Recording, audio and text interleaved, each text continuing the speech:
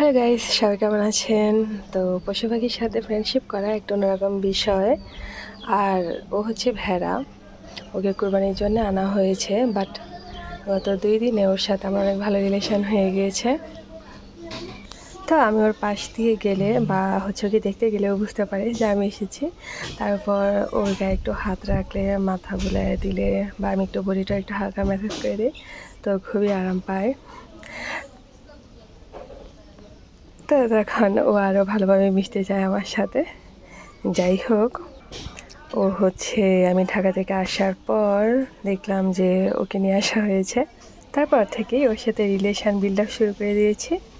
আমার সাথে অনেক ভালো ফ্রেন্ডশিপ হয়েছে। দেখি এ এগেন, আবার আবার আবার গো। আর ওকে যেহেতু কোরবানি দিয়ে দেওয়া হবে, সেজন্য একটু ভালো ব্যবহার করছিলাম ওর সাথে।